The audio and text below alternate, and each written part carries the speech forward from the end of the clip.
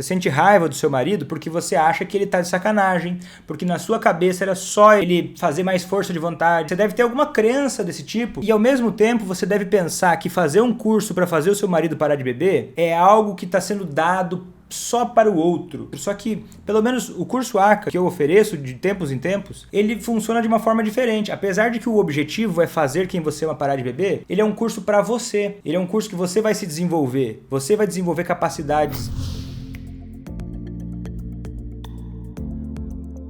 Seja muito bem-vindo, seja muito bem-vinda a mais um vídeo aqui no meu canal em que eu falo sobre estratégias para você fazer quem você ama parar de beber. O meu nome é Vitor Blasius, eu sou médico psiquiatra e esse vídeo que você vai assistir agora é da série Pergunta pro Vitor. Como é que funciona isso? Toda sexta-feira à tarde, nas minhas redes sociais, Facebook, Instagram, YouTube, eu abro uma live e respondo perguntas ao vivo da minha audiência. Né? A pessoa vem, a minha audiência vem pelo chat, envia perguntas na hora e aí eu respondo da melhor forma que eu consigo naquele momento. E aí você pode assistir a gravação disso. Ou você também pode, né? Além de assistir a gravação, né? Porque a pergunta de uma pessoa, geralmente ela também ajuda você que ou não pensou naquela pergunta, ou te ajuda a refletir para a sua situação. Tá? Mesmo no caso da pessoa que você ama, que você quer fazer, quem você ama parar de beber, você ouvir as respostas, eu acredito que pode te ajudar muito da mesma forma. E se você quiser fazer as suas próprias perguntas, só você me seguir no Telegram de preferência, né? Clicando no botão que tem aqui embaixo em algum lugar, você vai lá no Telegram, que é um aplicativo parecido com o WhatsApp, e lá geralmente eu mando quando é que vai ser, que horário vai ser, mas em geral, sextas-feiras à tarde, tá bom? Então agora vamos começar respondendo as perguntas agora ao vivo. Quando ele chega bêbado à noite, ele chama nomes horríveis comigo, ele me chama de nomes horríveis, ele me desrespeita e de manhã ele tá bonzinho comigo. Parece que não aconteceu nada. Isso é normal de quem bebe? Normal eu nunca vou achar, que normal é uma palavra complicada, mas isso acontece, né? Acontece com algumas pessoas, por várias razões.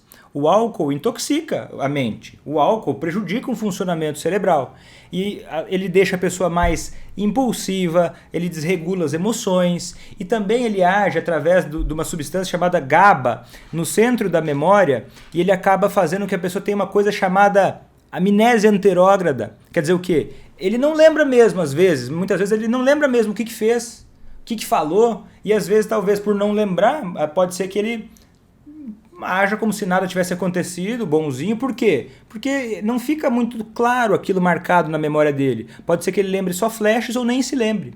Tá? Isso é comum acontecer. Outra coisa que pode acontecer é ele lembrar o que aconteceu, ou parcialmente lembrar o que aconteceu, e aí ele tentar compensar com você. Né? Ele pensa, pisei na bola, errei feio aqui, deixa eu tentar compensar, ser mais bonzinho, né? Porque, talvez por vergonha, por culpa, né? Possa agir dessa forma. Então, normal eu não acho, mas pode acontecer por esses ou até alguns outros motivos, né? Que tem a ver com a doença do alcoolismo e com como o alcoolismo age no cérebro. Vitor, quando o alcoolista diminuiu, é válido elogiar ou melhor não? Depende. E aqui, por isso que eu bato tanto na tecla, e tem gente que acha que eu tô exagerando, mas eu bato na seguinte tecla, que você precisa entender o método ACA a fundo para fazer quem você ama parar de beber. Por isso que eu recomendo tão fortemente para quem tem interesse que entre no curso ACA, para poder entender realmente como usar cada elemento, cada estratégia dentro do contexto. Porque se a pessoa o elogio pode incentivar uma pessoa a mudar? Pode, mas eu vou te explicar o contexto, tá? O elogio ele vai ajudar uma pessoa numa circunstância muito específica. Se ele diminuiu a bebida e ele vê isso como uma grande coisa, como algo valioso, que ele tentou, que ele queria, que era algo importante para ele, um elogio de reconhecimento ao esforço, reconhecimento à dedicação, pode ser bem-vindo. Por quê? Tem gente que não gosta. Tem gente que não gosta de fazer um elogio assim, ele pode se sentir diminuído. Então é importante você conhecer a pessoa que você está falando para você não sair provocando às vezes, ou até causando uma reação diferente daquela que você deseja. Ah, mas eu elogiei, então tá certo. Não, mas se a pessoa fica constrangida, vale a pena? Acho que não vale a pena. E daí tem uma outra situação pior ainda, que é a seguinte: se ele simplesmente diminuiu a bebida por conta de algo externo, que não era algo que ele queria diminuir, ou porque ele ficou doente, ou porque aconteceu uma coisa meio ruim ali, ele se forçou um pouco, mas ele está bem contrariado de estar diminuindo, se você elogiar ele nessa circunstância, vai parecer uma provocação. Vai parecer que você está infantilizando ele, querendo controlar ele. Então é muito importante você ter sensibilidade de ouvir o comportamento do outro, ouvir como ele reage ao que você faz, para que você não cause uma resistência desnecessária. E até só diminuiu a bebida, eu nem sempre eu recomendo isso para os meus alunos. Tem algumas situações particulares, porque pode gerar, né, pela diminuição parcial, isso tem que estar dentro de uma estratégia geral. Se você fizer isso solto, pode gerar uma sensação no outro de que ele está parando, está diminuindo por causa de você e que diminuir é a saída. Mas diminuir não é a saída. Não é a saída. Ele pode até conseguir diminuir um tempo, mas a tendência é não durar muito tempo, né? Então não investiria tanto assim em reforçar fortemente o comportamento de diminuir, tá bom? Vitor, por que só de pensar em ter que fazer o curso por causa do meu marido, eu sinto raiva dele, vejo ele como um nada.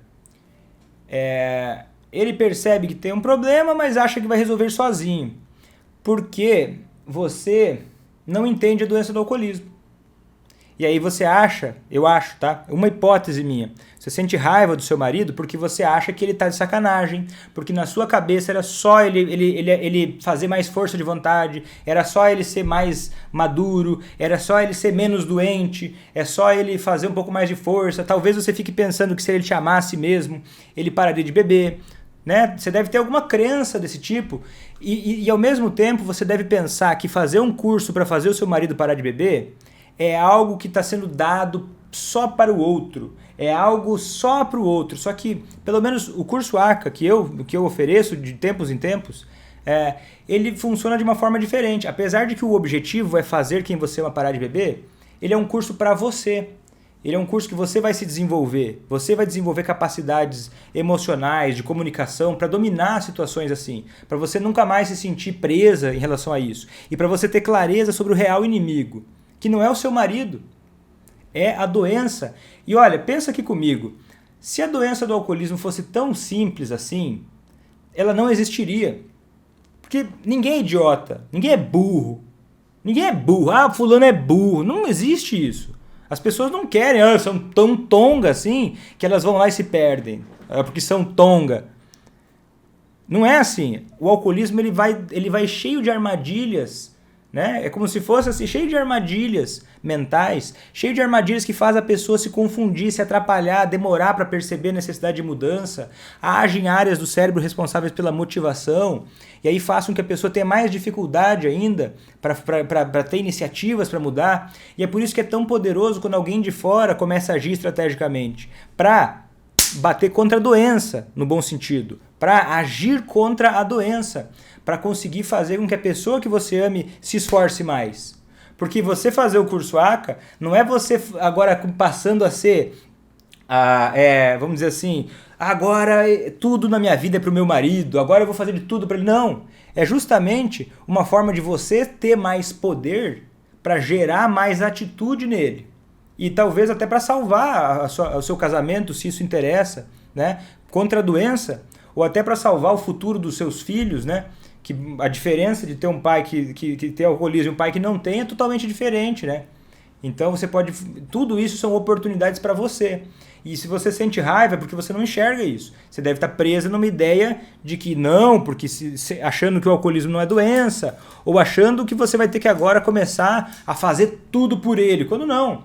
A guerra é contra o alcoolismo, não contra a pessoa. Porque quem está fazendo isso é o alcoolismo, não é a pessoa. Você vai ver como quando ele parar de beber, isso tende a mudar, né? Tende a ver um outro lado da pessoa que talvez agora você não esteja vendo. Boa tarde. Meu alcoolista não quer ser internado. Tá muito difícil. Eu não tenho como responder essa pergunta porque eu não sei se ele precisa ser internado. Eu não sei. Tem vezes que precisa, tem vezes que não.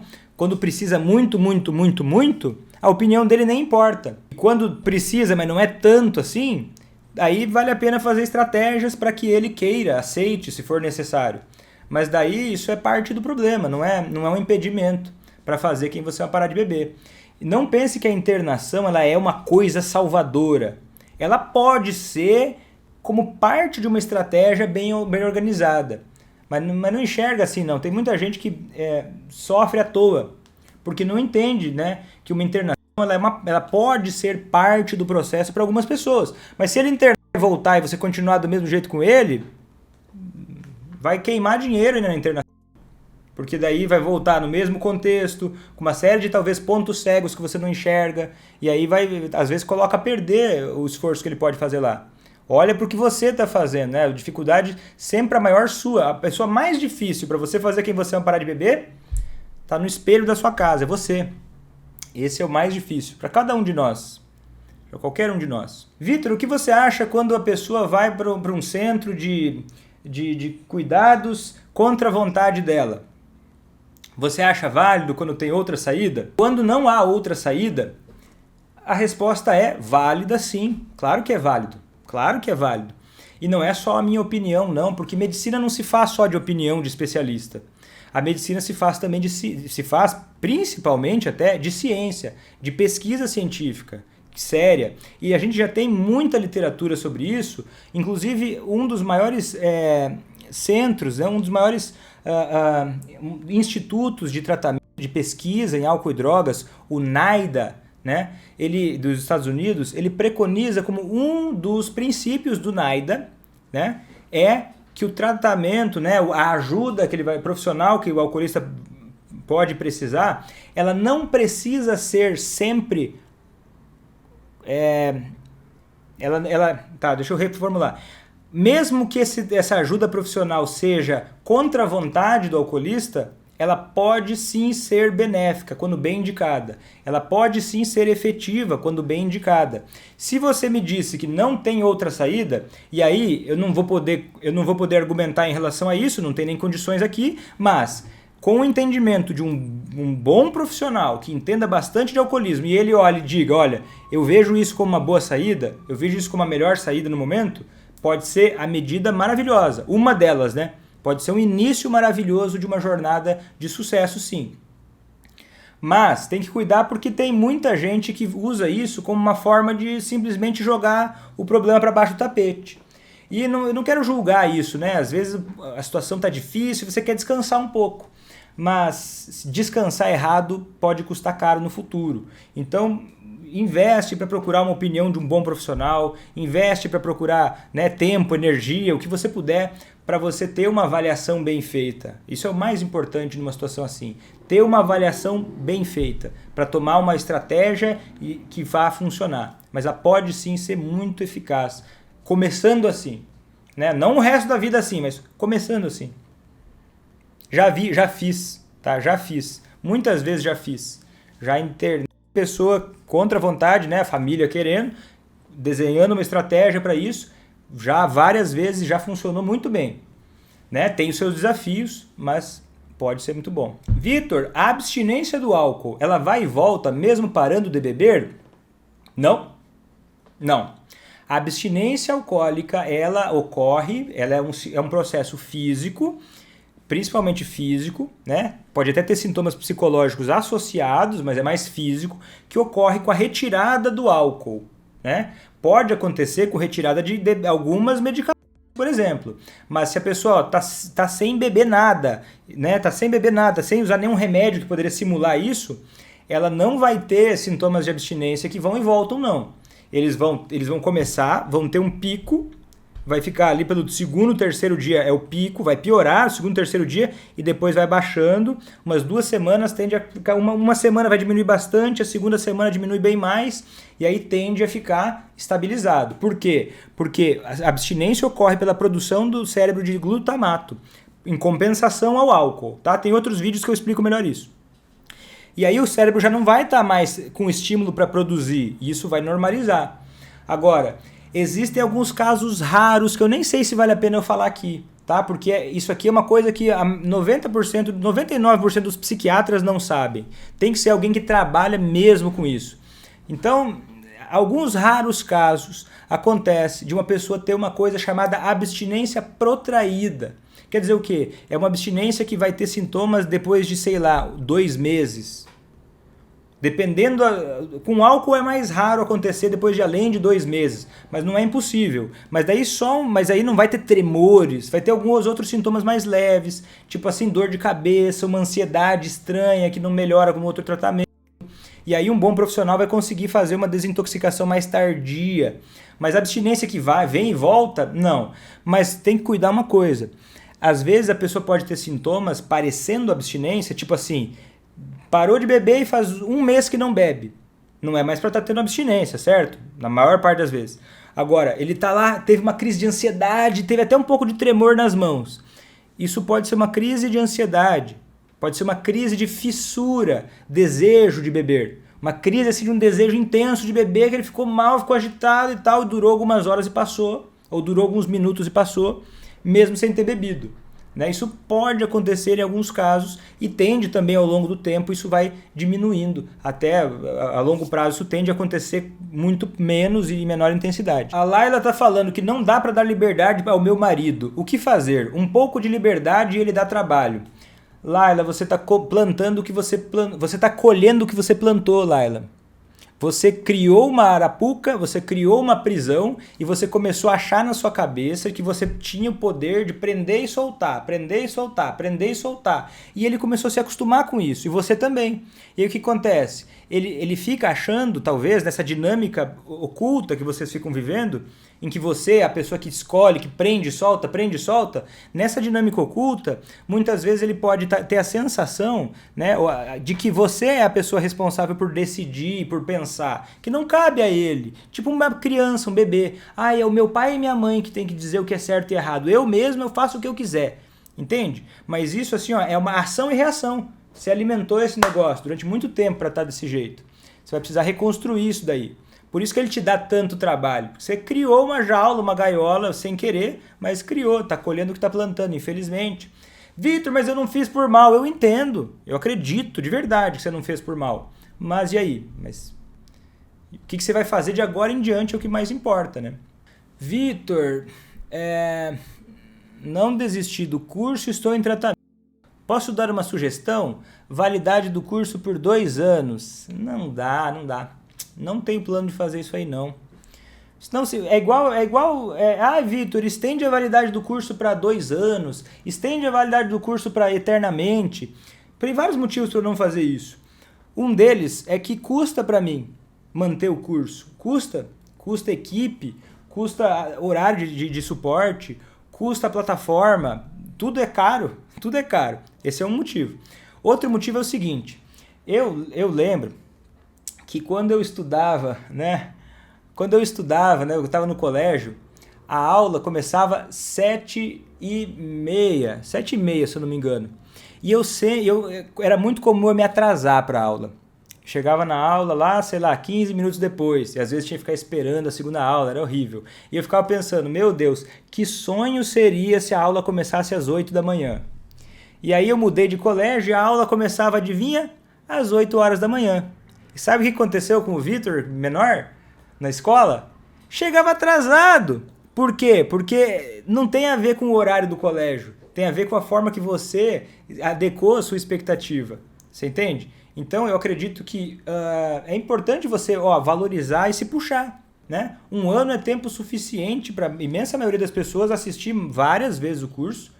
E aí, se você quiser mais 1 ano de curso, né, você consegue até renovar isso daí combinando. Né? Até faço renovação para alguns alunos que desejam, até por um valor menor do que o curso. Mas assim, de mão beijada não se valoriza. Eu não acredito. Eu acho que não dá para soltar assim e acabou. Ah, beleza, Vitor. Porque ser um professor, ser um mentor, é muito parecido com a função de você fazer quem você ama parar de beber. E é muito parecido com a função de você ser um pai e uma mãe. O que você precisa? Você precisa tratar as pessoas com carinho, ajudar, respeitar. Só que ao mesmo tempo existe uma dicotomia, né? Esse processo de liderança ele exige uma dicotomia.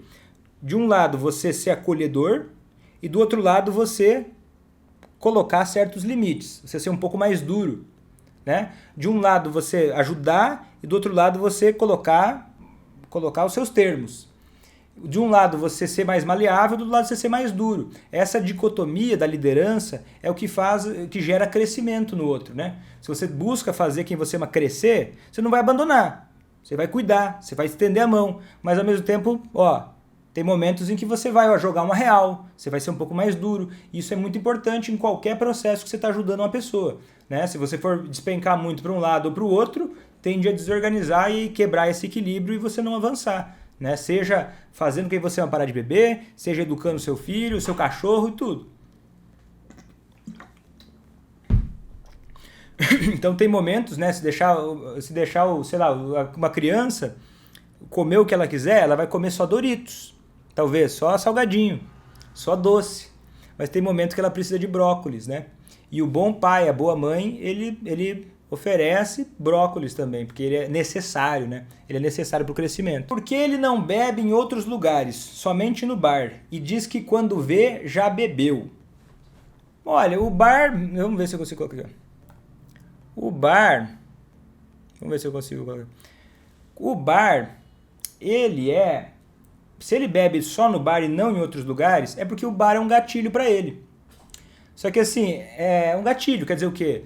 E as pessoas têm gatilhos. No alcoolismo isso é muito comum, né? Tanto que no curso ACA tem aulas específicas só sobre para explicar detalhadamente como é que funcionam os gatilhos. E às vezes, para uma pessoa, o bar é um gatilho. E às vezes em casa não. Por isso que é muito mais fácil a pessoa ficar sem beber, às vezes, sei lá, se ela for para um spa em outro país, se é um spa que tem todo, né, um retiro espiritual, talvez seja mais fácil ela ficar sem beber. Por quê? Porque é um contexto diferente, não aciona os gatilhos do dia a dia. E aí talvez para ele o bar seja um gatilho. Só que olha só esse papo. Ele diz que quando vê, já bebeu. Só que é o seguinte, isso é um sinal de que ele está pensando pouco nisso, entende? É um sinal de imaturidade no processo de parar de beber. Porque daí ele vai lá e assim, eu sei que no bar eu bebo, mas é como se eu vi e já bebi. É que ele não está buscando ainda evitar beber, ele não está trabalhando, não está comprometido com a ideia de não beber. E aí por isso que ele tem a sensação de que quando viu já bebeu. Mas quando ele for buscar ajuda, ou enfim, quando ele começar a se comprometer e não beber, ele vai começar a perceber que tem uma série de decisõezinhas pequenas que ele foi tomando que levaram ele a beber. E aí ele só enxergou na hora que pegou a bebida e bebeu. Não. Teve um monte de decisões antes disso, né? Tanto que no curso ACA tem um módulo inteiro sobre prevenção de recaídas, que eu explico detalhadamente como é que funcionam esses processos de se colocar em situações de risco, que daí parece que quando viu já bebeu. Tá? Mas isso não tem, é comprometimento. Seria bom 2 anos de curso, né, Rosa? Seria, né? Seria. Papai, me dá Doritos. Papai, me dá chocolate. Papai. Tem horas que a gente é brócolis. Gente, tem algumas perguntas que vocês mandam que quando fica... Eu sei que pra você pode parecer que tem contexto, mas pra mim não tem. Vou dar um exemplo, tá? Doutor, meu marido hoje pediu o carro para ir no mercado. Eu falei que não. Fiz certo ou errado? Eu não tenho contexto. Eu não tenho contexto para entender essa pergunta, percebe? Não sei. Não sei. O carro é de quem? Por que não? Ele vai e bebe? Você entende? É sem contexto. É muito difícil para mim achar um fio da meada, porque às vezes eu vou responder uma coisa que não tem nada a ver com o que você queria saber. Então me intera um pouco melhor quando for fazer uma pergunta assim. Aí eu consigo te dar uma resposta mais específica. Ó, essa pergunta é muito boa. Vitor, como lidar com as frustrações causadas pelo alcoolista? Às vezes é difícil a convivência. Eu vou te falar o que eu gostaria de ouvir, tá? O que eu gostaria que alguém que me ama me dissesse. Eu vou te falar o que eu falaria para o meu filho, que vai nascer em janeiro, se ele me perguntasse isso. Tá? Eu vou falar assim, ó, do jeito que eu falaria para ele, assim, o que eu gostaria que falassem para mim também. Ninguém causa frustração em ninguém. Quando você começa a colocar a ideia de que alguém causou frustração em você, você começa a se infantilizar, você começa a entrar num buraco muito fundo. Por quê? Porque alguém só vai te frustrar na medida em que você depositar expectativas e julgamentos naquela pessoa. O alcoolista pode até não satisfazer necessidades suas. Agora, o seu sentimento ele é responsabilidade sua. O meu é minha. Se alguém chegar aqui e começar a me xingar aqui na live, falar um monte de palavrão, sei lá o quê, e me irritar, sei lá, falar alguma coisa que me irrite, não é que a pessoa me causou raiva. É que eu esperava, eu gostaria, eu desejava, eu precisava de mais respeito. Entende? Tem a ver com o sentimento que você tem a ver com você e não com o outro. Muitas vezes a frustração que são causadas na sua cabeça pelo alcoolista é porque você está cheio de julgamento, você não está se responsabilizando pelos seus sentimentos e pelas suas expectativas. Aí você vai lá, nutre e começa a viver num mundo seu de fantasia, infantil, imaginando uma série de coisas de uma forma irreal, e aí você começa a exigir do alcoolista que ele se encaixe naquela imaginação sua, mesmo ele sendo uma pessoa que está doente, que mal está conseguindo se coordenar. Você fica depositando nele um monte de coisa que ele mal está conseguindo fazer. E aí você começa a querer o quê? Vai ficando frustrada. Por quê? É um sinal de que você está na faixa branca, que você está no início de um processo. Quem está na faixa branca, no início do processo, quando as coisas não estão andando como a pessoa gostaria, ela se frustra, ela fica brava, ela fica chateada, ela começa a achar que ela tem algum problema, ou que o alcoolista tem algum problema, ou que não vai dar nada certo. É um sinal de imaturidade no processo. Quando vê uma pessoa faixa preta, vamos dizer assim, uma pessoa que já se desenvolveu, tem mais maturidade nesse processo, não que ela não vai sentir desconforto, não que ela não pode sentir frustração por expectativas erradas que ela colocou, mas ela tende a navegar nesse sentimento de uma forma muito mais tranquila. Ela não perde a cabeça por isso fácil, porque ela consegue navegar, porque entendendo o processo que tem com clareza, com realismo. Viver na realidade dói, mas é o caminho mais agradável e confortável para se viver. Viver dentro da realidade, que o mundo não é como você quer. Ninguém te deve nada. Você quer as coisas para sua vida boa? Você vai ter que ralar, você vai ter que se esforçar. Você quer que uma relação funcione? Você tem que trabalhar. E qualquer relação, troca de marido, troca de família, você vai ter... As pessoas são difíceis, meu amor. As pessoas são difíceis. Qualquer um é difícil. Mas o maior prazer, a maior alegria de um ser humano tem a ver com relacionamentos. Então aí você vai fugir da raia, você vai ser o problema da sua vida. Você está entendendo? Então cresça e viva no mundo real. Porque na realidade tem coisas ruins, tem coisas boas. E quanto mais a gente vive dentro da realidade, mais paz a gente sente, mais tranquilidade a gente sente. E mais a gente olha para nós e para o nosso defeito do que aponta o dedo para os outros. Mais a gente se responsabiliza pelo que está acontecendo. Porque, eu estou frustrada pelo alcoolista. Você tinha que estar frustrada porque você não faz melhor. Na minha opinião. Você pode discordar. Mas eu gosto de pensar assim. Eu gosto de viver baseado nessa filosofia. Eu não reclamo que as pessoas... os meus alunos do curso ACA, eu queria que eles fizessem diferente. Eu queria que eles fossem mais rápidos. Eu queria que eles entendessem mais fácil. Não. Eu paro, eu olho, observo o que está acontecendo e eu tento definir. Como é que eu poderia melhorar nessa parada? O que eu poderia fazer para acelerar a jornada de alguém?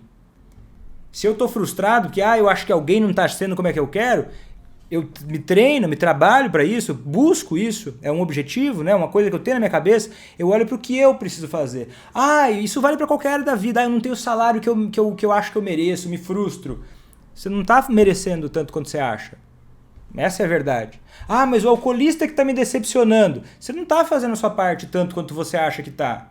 E aí você começa a apontar para o outro. Porque é muito mais fácil você olhar e dizer que é o outro que está te frustrando, que é o outro que não faz o que você quer, que é o outro que não melhora, do que olhar no espelho e olhar e reconhecer que a pessoa mais difícil na sua vida, e isso é uma bênção, é você. E aí você vai depositar suas expectativas em você. Você vai começar a se cobrar da forma certa. Porque tem um monte de gente que vem falar para mim, Vitor, mas isso aí dá muita culpa. Aí eu fico me cobrando demais. Eu acho que eu nunca vi alguém assim. Ou raras vezes vi alguém assim. A verdade é que as pessoas elas se culpam não demais. Elas se culpam da forma errada. Porque se você se culpa de verdade, da forma certa, você se responsabiliza, se esforça mais. E aí, beleza. Igual tem uma frase que eu gosto, que é assim, ó. If you're in trouble, you double. Tá difícil? Dobra. Tá difícil? Dobra. Você tá com dificuldade no trabalho? Dobra. Tá com dificuldade no relacionamento? Dobra o esforço. Tá com dificuldade nos seus estudos? Dobra o esforço. Tá com dificuldade para fazer quem você ama parar de beber? Dobra o quanto você assiste as aulas, dobra os seus exercícios, dobra o investimento que você está fazendo nisso. Aí a vida começa a fluir, porque daí você vai ganhar maturidade, vai viver na realidade e você vai ter a paz, mesmo no desconforto, de que você está fazendo a sua parte. E aí você vai parar de ficar viajando num conto de fadas em que as pessoas te frustram. Acorda e cresce. O mundo vai te frustrar. O mundo é frustrante pra caramba. A maturidade não é que o mundo para algumas pessoas é mais bonito, é que o jeito que as pessoas reagem faz a vida ficar melhor. É como você reage à sua frustração que vai definir até os objetivos que você vai ter, como é que você vai se sentir. E olha, eu peço a sua licença aqui para estar sendo um pouco mais duro. Eu não quero minimizar o quanto é difícil para você, mas eu também não quero diminuir o quanto eu acredito que você é capaz de compreender o que eu estou dizendo e de tirar proveito disso. Eu não estou falando que é fácil para você, mas eu estou falando para você que se não está bom ainda, você está fazendo pouco. 99% das vezes. O problema está em você. Você não está fazendo o suficiente. Você não está se esforçando o suficiente. Você não está fazendo o que é necessário para chegar lá. E aí a frustração que veio do alcoolista cresce e acorda para a realidade. Com amor eu digo isso, tá? Falei para você, eu diria isso pro meu filho. Eu adoraria que alguém olhasse nos meus olhos e dissesse isso com amor. E é isso que eu espero que você sinta ouvindo o que eu estou dizendo. Porque isso te deixa forte. Porque o mundo não vai ficar mais fraco. Ele pode parecer mais fácil quando você fica forte. Porque a vida não te leva para onde estão as tuas expectativas. A vida te abaixa para onde estão as tuas habilidades. A vida não te levanta para onde você acha que você deveria estar. Ela te abaixa para onde você é capaz de fazer. É aí que ela faz. Qualquer área da sua vida. Fazer quem você ama parar de beber não é diferente. Né? E o contrário disso, na minha opinião, é vitimismo. E o vitimismo é um veneno pesado que dá depressão, ele dá sofrimento, ele é triste. Então cuida para não cair nessa armadilha, porque ela é sedutora. Pobre de mim, que dó que tenho de mim. Busca trocar por compaixão por você. Olha, é difícil, poxa, é difícil. Agora vamos olhar para a realidade. Também não é um desespero, tá? A realidade ela não é um terror. Ela é difícil, mas olha para ela, porque viver nela é o caminho de viver mais em paz. Tem um monte de coisa ruim que acontece, mas e aí? Vamos olhar para aqui e agora? O que a gente vai fazer com isso? O que a gente vai fazer em relação a isso? Né? Quer desabafar? Desabafa, mas beleza, agora volta. Vamos para cá. E agora? O que você vai fazer? Sem culpar o outro. Eu vou continuar esperando que o meu alcoolista mude. Você vai ver... Tem gente que chega num nível de ver a pessoa que ama morrer e tá lá no caixão esperando receber mais amor do alcoolista. Não viu que o cara tava se matando dia após dia e não tava fazendo nada para ajudar. Achando que, meu Deus, é um pensamento infantil. É uma imaturidade emocional, que a pessoa olha e fica esperando como se fosse uma criança, esperando um bebê, esperando a mãe dar o que é dela. Mas não, o adulto ele precisa ir atrás, tomar iniciativa e se responsabilizar pelos resultados que tem. E buscar mais se for necessário. Se não conseguir, porque assim você consegue. Não tem por que você não conseguir. Se alguém no mundo conseguiu alguma coisa que você quer, não tem por que você não conseguir. A não ser que você desista. Essa pergunta para finalizar, vamos ver se eu não sei se vou conseguir responder outras. Mas quando a pessoa pede para ser internado, é a melhor forma de fazer com que ele pare mesmo? É uma boa pergunta essa, mas eu poderia responder superficialmente, mas eu não vou responder direitinho, tá? É o seguinte, na maioria das vezes é sim. Na maioria das vezes é sim. Se o alcoolista está dizendo para você, cara, eu quero ser internado. Pra pessoa dizer isso para você, imagina o nível do desespero. Imagina o nível, porque não é gostoso internar. Ele tá querendo dizer assim, cara, tá muito difícil, pelo amor de Deus, eu preciso de alguma coisa que me segure um pouco. E a internação serve para segurar um pouco a pessoa. Então pediu para ser internado, eu acho que tem grandes chances de ser uma boa, tá? Não que vai resolver tudo, mas tem umas grandes chances de só ser ali, ó, segura um pouco. Porque às vezes a coisa tá tão difícil que ele não tá conseguindo segurar. Ele vai lá e num desespero te fala uma coisa dessa. Beleza, cara. Incentiva. Pode ser bom. Na maioria das vezes. Pequenas exceções pontuais. Eu digo isso porque eu tenho muita experiência nisso, então eu já vi muitos casos diferentes. Tem alguns poucos casos, tá, que acontece de a pessoa pedir internação recorrentemente. Está na 10ª internação, na 15ª internação, está na, sei lá, às vezes até na 8ª internação. E aí isso vem de um padrão de comportamento de falta de se responsabilizar pelas coisas.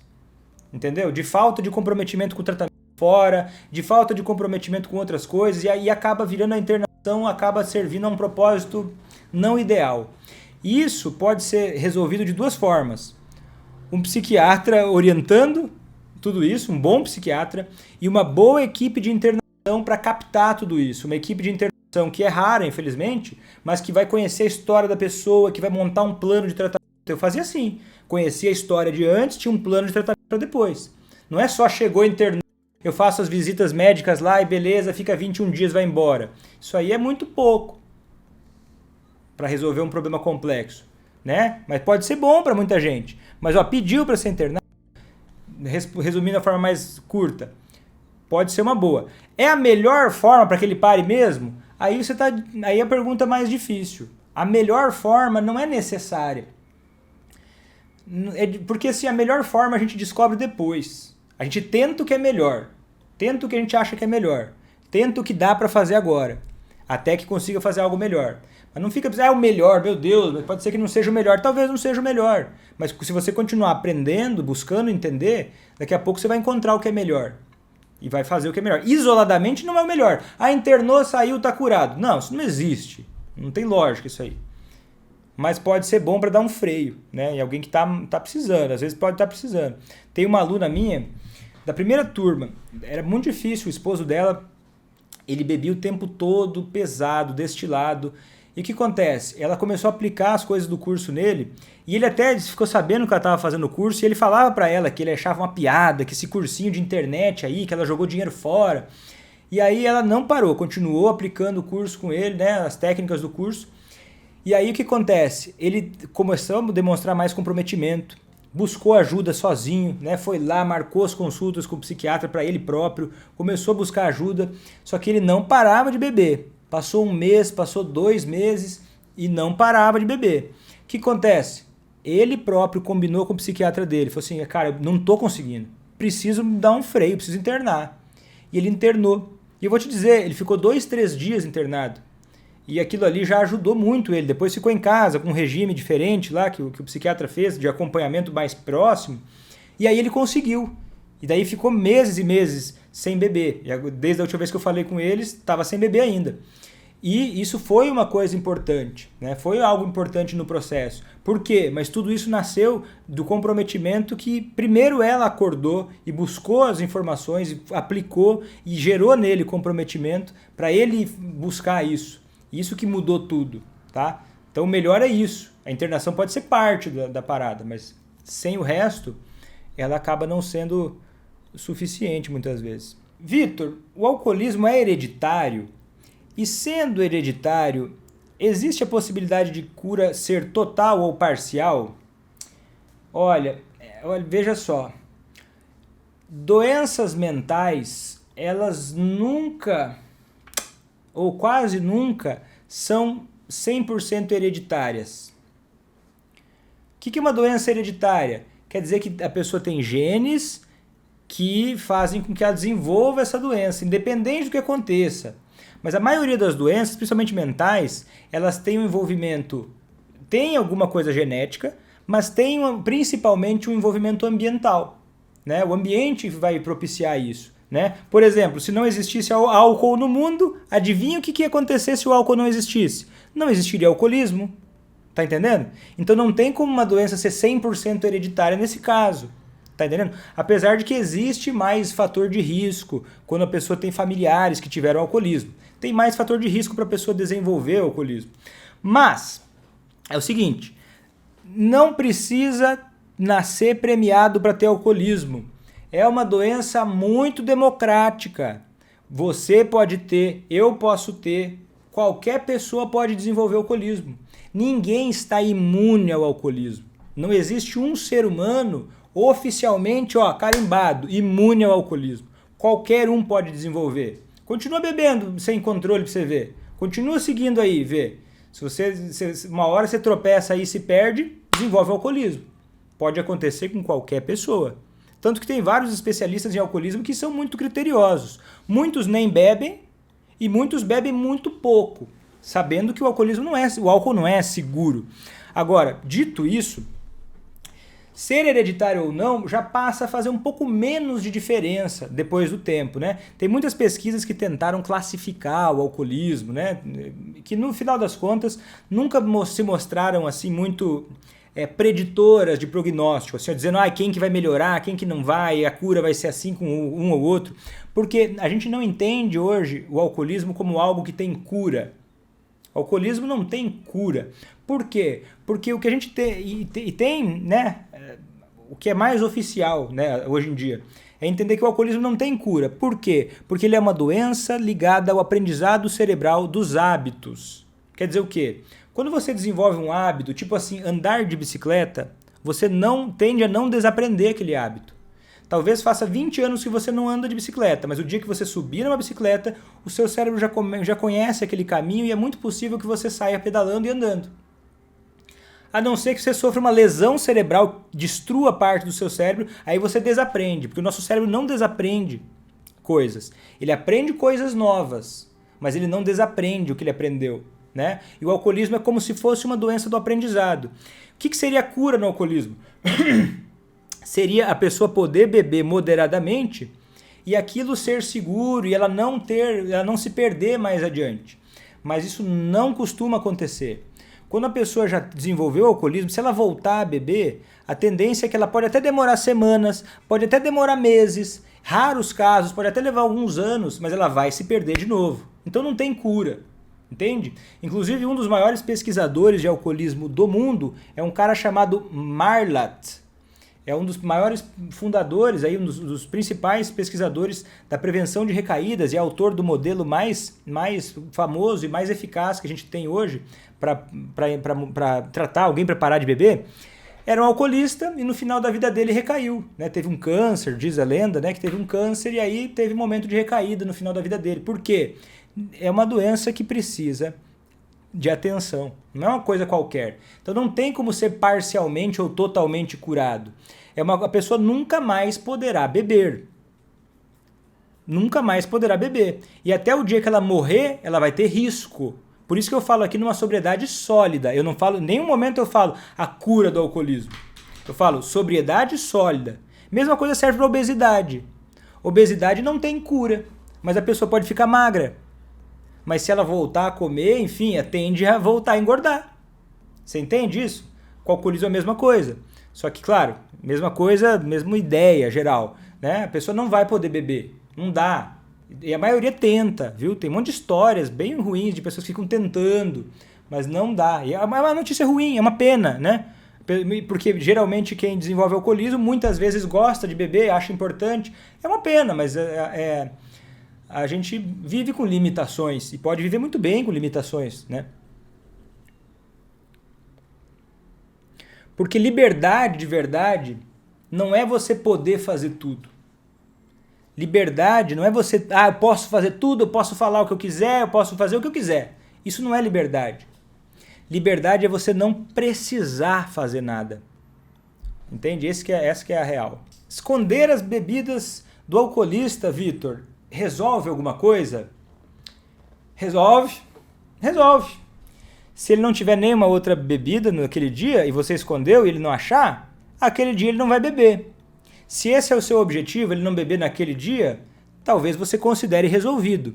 Eu não concordo com isso e eu não vejo as coisas assim. Para mim, é muito mais importante que a pessoa não beba a longo prazo e ela própria possa decidir não beber, e isso é muito mais valioso, na minha opinião, porque isso é um caminho que se sustenta, isso é um caminho sólido. Nisso, você esconder as bebidas de um adulto, que a bebida que é dele, me parece uma coisa desonesta. E eu não acredito que a mentira vá levar as coisas longe, entende? Eu acredito na honestidade, na integridade. Quando você trabalha na base da confiança, né? Sem esqueminha, sem rolo, sem mentira, sem engodo, fazendo manipulações honestas. O que é uma manipulação honesta? Você vai sim manipular o alcoolista que você ama, de uma forma honesta, sem mentir pra ele. Igual eu tô manipulando você nesse vídeo. Como que eu tô manipulando você? Eu peguei e botei uma luzinha bonitinha aqui atrás. Por quê? Porque eu acho que uma luz bonitinha aqui atrás faz você achar mais bonito o meu vídeo e você me achar mais legal. Eu penteei meu cabelo, que pode estar, para alguns pode estar bonito ou feio. É uma manipulação. Se eu ficasse aqui com o cabelo que eu acordei, talvez você me achasse desleixado. Então eu fui lá e penteei meu cabelo, né? Alguns podem gostar, outros não, para as pessoas me olharem para mim com melhores olhos, para achar que eu sou mais digno de me ouvir, tá entendendo? Então, isso é manipular, mas isso não é desonesto, porque não é desonesto eu pentear meu cabelo, entende? Agora, esconder uma bebida que é de um adulto, eu acho que já começa a mexer com coisas que beiram a desonestidade. A bebida é dele? Se a bebida é sua, aí você não vai esconder ou não, aí você vai dar ou não dar, tá entendendo? Então agora, esconder a bebida que é do outro é infantilizar ele, é você ferir a confiança, é você ferir a autonomia, é você às vezes até ferir o respeito, a dignidade.